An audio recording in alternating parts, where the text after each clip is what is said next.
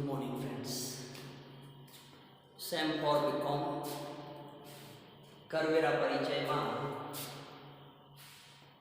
ગઈકાલે આપણે કલમ 54 હેઠળ કરમુક્તિ જોઈ હતી, જેમાં રહેઠાણનું મકાન હોય અને રોકાણ રહેઠાણના મકાનમાં કરવામાં આવતું ત્યારે એટલો મૂડી નફો કરમુક્ત કરી શકાય. એ જ રીતે હવે આપણે આજે આગળની કલમો જોઈએ. કલમ 54 તો કલમ 54 બી શું છે અને એની જોગવાઈ શું છે? તો કલમ 54 બી એટલે કે આપણી જોડે ખેતીવાડીની જમીન હોય અને એની ફેરબદલી કરી છે. ખેતીવાડીની જમીન ની ફેરબદલી की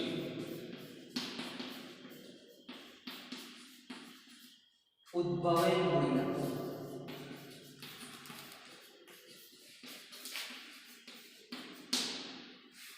એટલે કે ખેતીવાડીની જમીન હોય અને એનું વેચાણ આપણે કરીએ અને ફરી પાછું રોકાણ ખેતીવાડીની જમીનમાં આપણે કરતા હોઈએ ત્યારે કલમ 54 બી હેઠળ આપણને કરમુક્તિ મળે છે.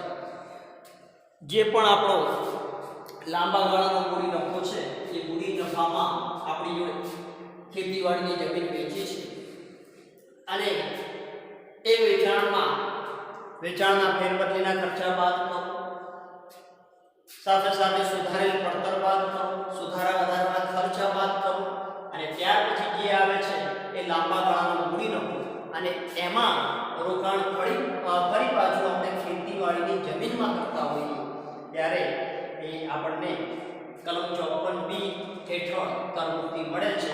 અને એની જોગવાઈ કે આ જે વેચાણ છે એ ખેતીવાડીની જમીનનું વેચાણ, આ જમીનનો ઉપયોગ આપણે ખેતીવાડી માટે કરતા હોઈએ અને 1/3/1970 પછી ટ્રાન્સફર કરવાના કારણે આપણને એમાંથી નફો ઉદ્ભવતો હોય ત્યારે આપણે કલમ 54 બી લાગુ પડે છે. અને એની જોગવાઈ શું છે કે વેચાણની તારીખથી 2 વર્ષ દરમિયાન આજે ખેતીવાડીની જમીન આપણે વેચીએ અને 2 વર્ષના ગાળામાં આપણે નવી ખેતીવાડીની જમીન ખરીદેલી હોવી જોઈએ. એ જ રીતે કરમુક્તિ કેટલી? તો લાંબા ગાળાનો જેટલો મૂડી નફો છે ત્યાં સુધી આપણને કરમુક્તિ મળે. દાખલા તરીકે 10 લાખ એ લાંબા ગાળાનો મૂડી નફો છે તો નવી જમીનની અંદર પણ 10 લાખનું રોકાણ કરેલું હોય ત્યાં સુધી આપણને કરમુક્તિ મળે છે. ગઈકાલે આપણે જોઈ હતી કલમ 54 એટલે કે રહેઠાણનું મકાન અથવા રહેઠાણના મકાન માટેનો પ્લોટ હોય અને એ પ્લોટ કે મકાન વેચીને ફરી પાછું રોકાણ રહેઠાણના મકાનમાં કરો ત્યારે કલમ 54 હેઠળ કરમુક્તિ મળે છે. એના 2 દાખલા પણ આપણે જોયા છે. એ જ રીતે ત્રીજા નંબરની કલમ છે કલમ 54 ડી. તો કલમ 54 ડી શું છે? તો ફરજિયાત અધિગ્રહણને કારણે ઉદ્ભવતો મૂડી નફો. ઉદ્ભવે મૂડી.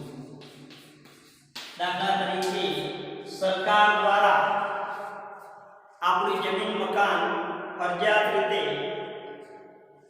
પ્રાપ્ત કરવામાં આવ્યું. દાખલા તરીકે આપણે અંબાજી મંદિરની આજુબાજુમાં જે પણ આપણું મકાન હોય અથવા ધર્મશાળા હોય અથવા જમીન હોય, સરકારને જરૂર પડી તો ફરજિયાતપણે એ અધિગ્રહણ કરે ત્યારે આપણે એવી કલમ માટે કલમ 54 ડી લાગુ પડે કે આપણી મિલકત લઈ લીધી અને બદલામાં 2 વર્ષની અંદર આપણને બદલામાં એ જે રકમ આપે છે એ રકમ પ્રમાણે આપણે જે ધંધો કરતા હોઈએ એ ધંધો આપણે 2 વર્ષની અંદર અથવા 3 વર્ષની અંદર બધો જ નફો એમાં રોકી દેવામાં આવતા હોય, મકાનમાં રોકવામાં આવતો હોય, ધંધામાં રોકવામાં આવતો હોય ત્યારે કલમ 54 ડી લાગુ પડે છે.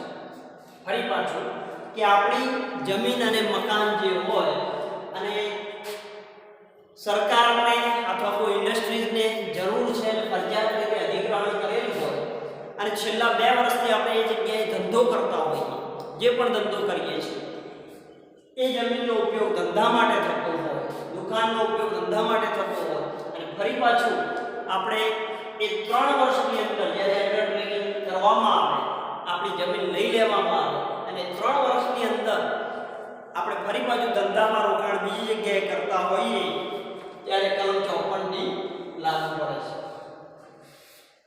કલમ 54 ની લાગુ પડે છે એટલે આવો દાખલો પણ આવે અને ફરજિયાત અધિગ્રહણના કારણે આપણે મિલકત લઈ લીધી હોય ત્યારે કલમ 54 ડી આપણે લગાવીશું.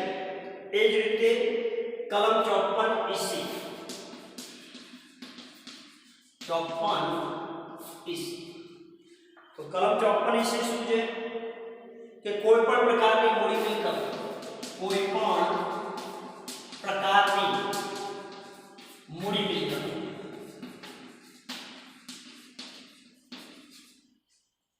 અને એ મૂડી મિલકતનું રોકાણ આપણે નિર્દિષ્ટ મિલકતમાં કરતા હોઈએ ત્યારે કલમ 54 ઈસી લાગુ પડે છે. કોઈ પણ પ્રકારની મૂડી મિલકત હોય અને વેચાણ કરીને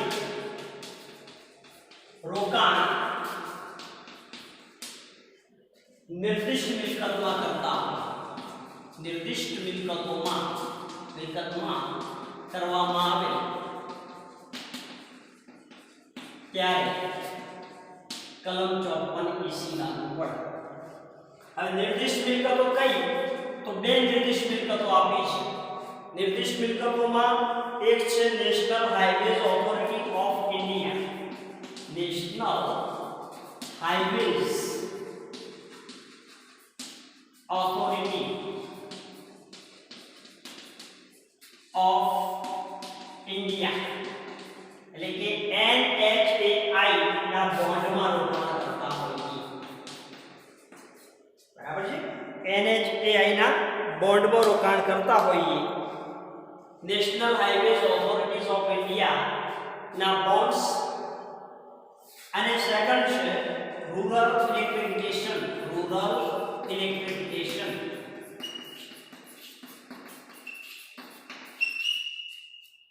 કોર્પોરેશન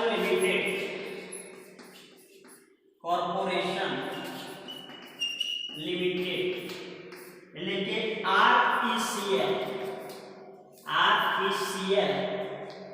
આ બંનેના બોન્ડ અને એ સિવાય આ વખતે ત્રીજા નંબરનું આવ્યું છે અન્ય કોઈ પણ નિર્દિષ્ટ બોન્ડ, અન્ય કોઈ પણ નિર્દિષ્ટ જે સરકારે જાહેર કરેલા હોય બોન્ડ્સ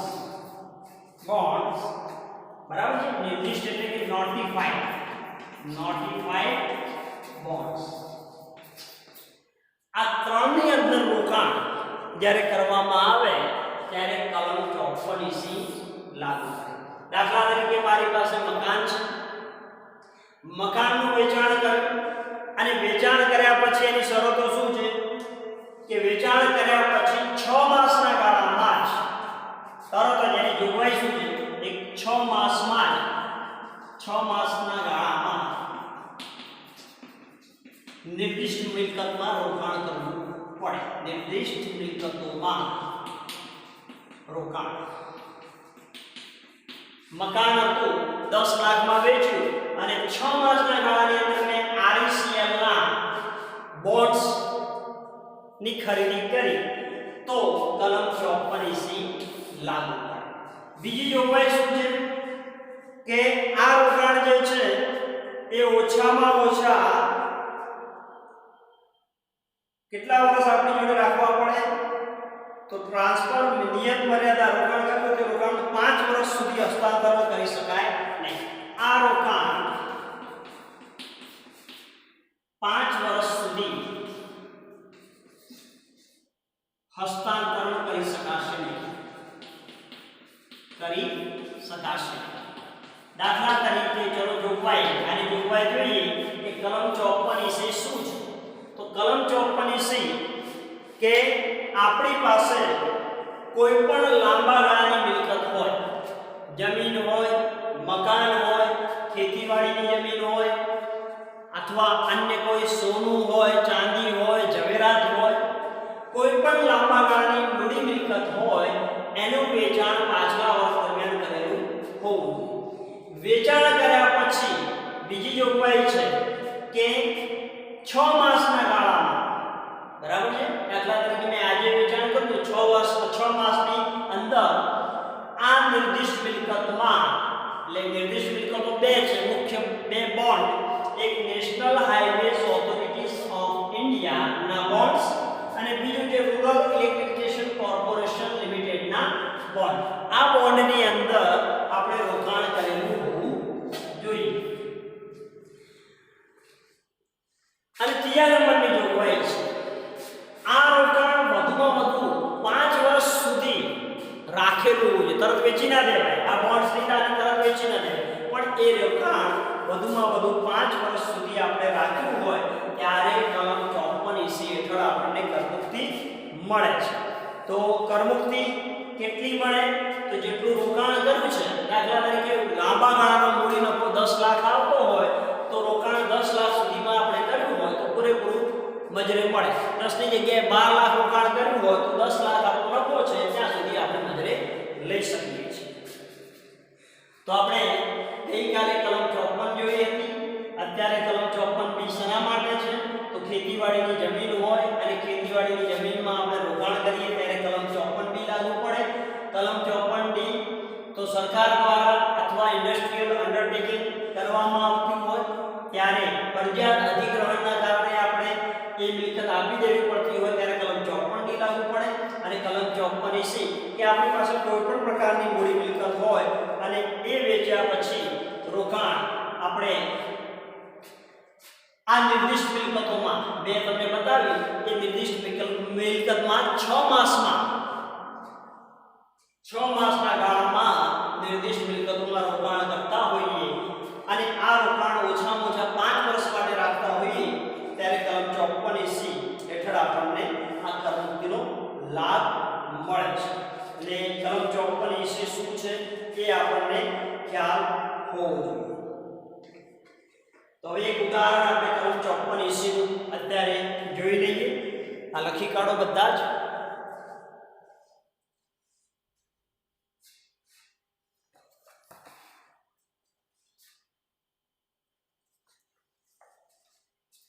રકમ છે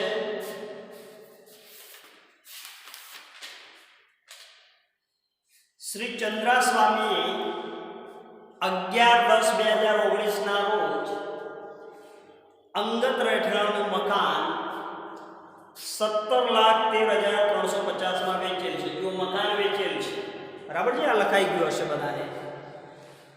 અંગત રહેઠાણનું મકાન છે અને એમને વેચ્યું.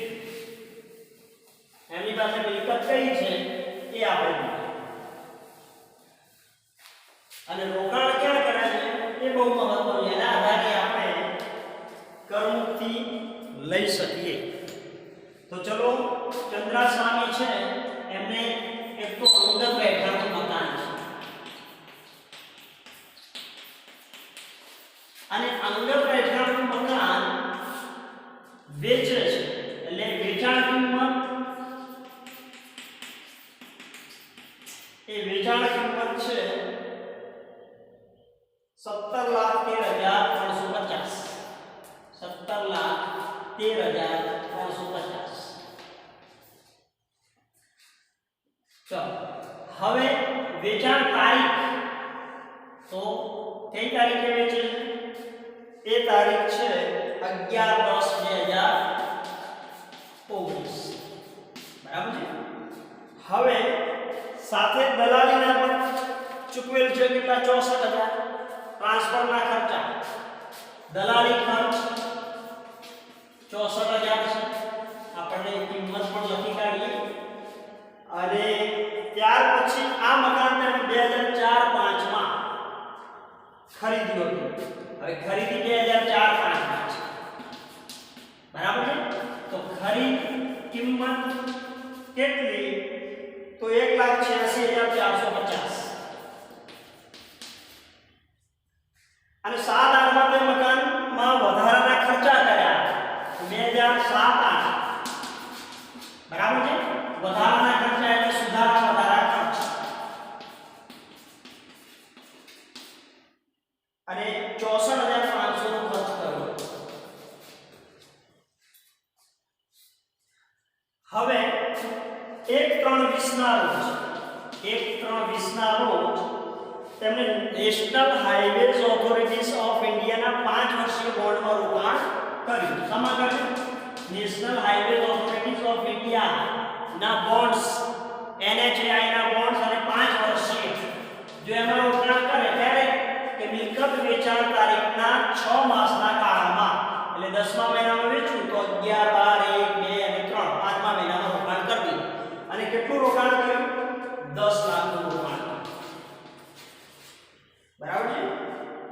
હવે 2004-5 તો 4-5 નો આપણને 4, 5, 7, 8 અને 19-20 નો સૂચકાંક આપણને આપ્યો છે 113. આનો સૂચકાંક કેટલો છે 113. આનો સૂચકાંક છે 129 અને આનો સૂચકાંક છે 283. આ શું છે સૂચકાંક એટલે કે ઇન્ડેક્સ નંબર. તો આગામી વર્ષ 2020-21 માટે મૂડી નફાની કરપાત્રતા નક્કી કરો. હવે મૂડી નફાની કરપાત્રતા નક્કી કરવા માટે આપણે જે દાખલો ગણીએ છીએ એ પ્રમાણે લાંબા ગાળાના મૂડી નફાની કરપાત્રતા દર્શાવતું પત્રક જે આપણે પત્રક બનાવીએ છીએ એ પ્રમાણે પત્રક બનાવીએ. પાંચમું વર્ષ 2019-20 આકારણી વર્ષ તો આકારણી વર્ષ છે 2020-21 બરાબર છે. આ લખાઈ ગયું હશે તમે લખી કાઢ્યું હશે હું ભૂસી કાઢું છું આટલું યાદ રાખીશું આપણે. પાછલું વર્ષ એટલે કે 2019 1/4/2019 થી 31/3/2020 સુધીના આ હિસાબો છે. આકારણી વર્ષ એટલે કે જે વર્ષે આપણે આકારણી કરવાની છે એ વર્ષ એટલે કે ચાલુ વર્ષ આપણું 2021 પૂરું થયું એ વર્ષે આપણે આકારણી કરેલી છે.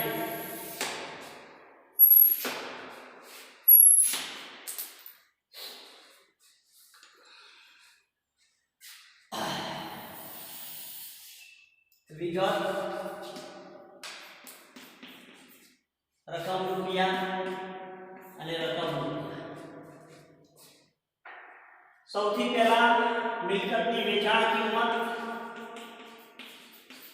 મિલકત હતું અંગત રહેઠાણનું મકાન અને કોઈ પણ પ્રકારની મિલકત હોય ને એનું વેચાણ કરીને આપણે નિર્દિષ્ટ મિલકતો જે બે બતાવી એમાં રોકાણ કરતા હો તો જ કલમ 54 લાગુ.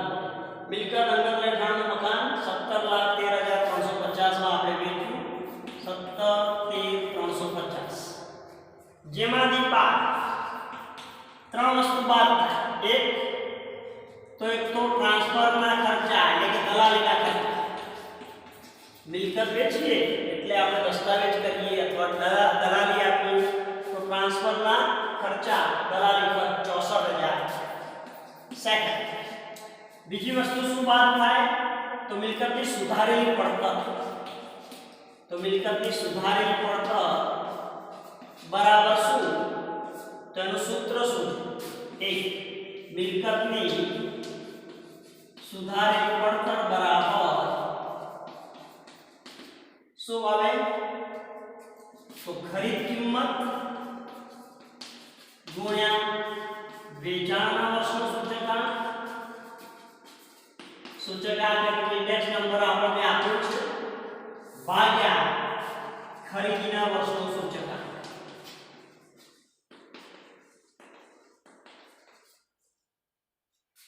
ખરીદ કિંમત કેટલી છે 1,86,450. વેચાણના વર્ષનો સૂચકાંક આપણને કેટલો આપ્યો છે તો આપણે અહીંથી મેં કાઢી નાખ્યો 269 કે કેટલો છે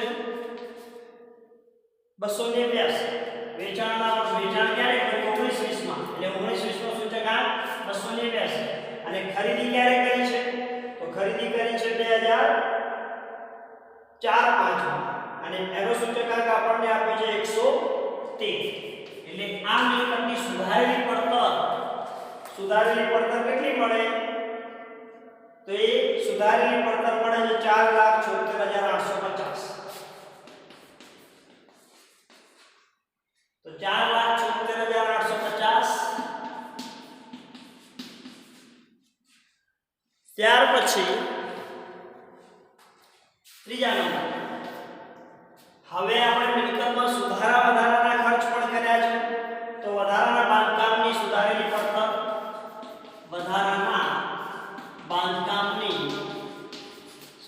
પડતર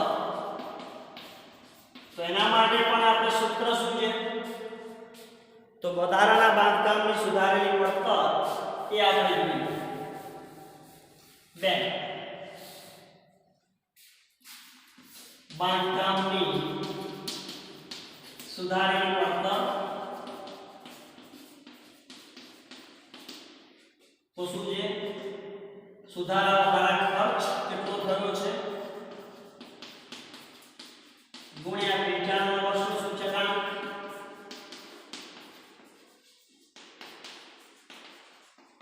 ભાગ્યા સુધારાના વર્ષનું સૂચકાંક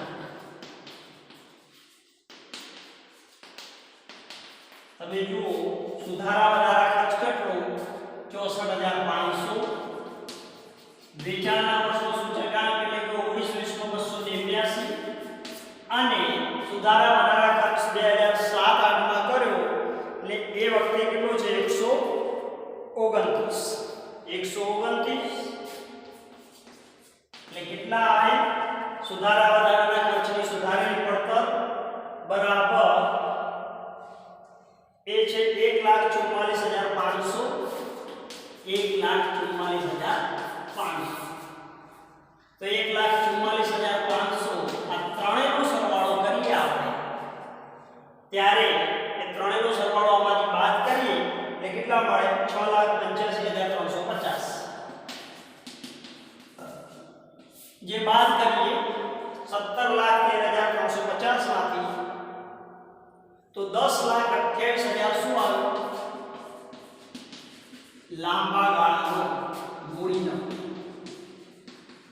ગાળાનો મૂડી નફો હવે જો આપણે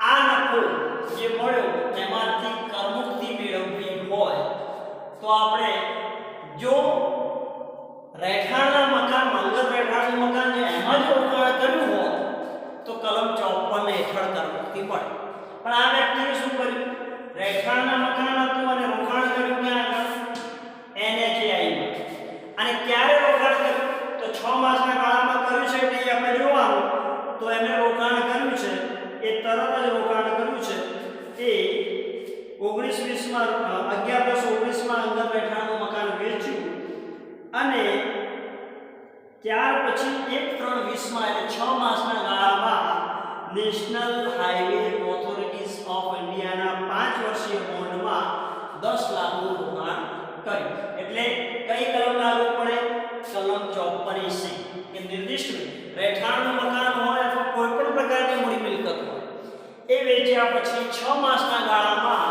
કોઈ નિર્દિષ્ટ મિલકતમાં રોકાણ કરો નિર્દિષ્ટ મિલકતો 2 NHAI અને બીજું છે RECL એટલે કે રૂરલ ઇલેક્ટ્રિફિકેશન કોર્પોરેશન લિમિટેડમાં 5 વર્ષના બોન્ડ હોય એમાં રોકાણ કરો તો આપણને કરમુક્તિ મળે હવે એને રોકાણ કેટલું કર્યું 10 લાખ લાંબા ગાળાનો મૂડી નફો 10,28,000 છે તે 10,28,000 સુધી આપણે કરમુક્તિ લઈ શકીએ પણ રોકાણ જેટલું કર્યું છે 10 લાખ તો 10 લાખ આપણને કલમ 54 હેઠળ કરમુક્તિ મળે બરાબર છે કેટલી મળે 10 લાખ બાકીના 28,000 શું થયું કરપાત્ર મૂડી નફો થયો કરપાત્ર લાંબા ગાળાનો મૂડી નફો. કરપાત્ર લાંબા ગાળાનો મૂડી નફો. જો આને રોકાણ 11 લાખનું કર્યું હોત તો વધુમાં વધુ 10,28,000 સુધી કરમુક્તિ મળે.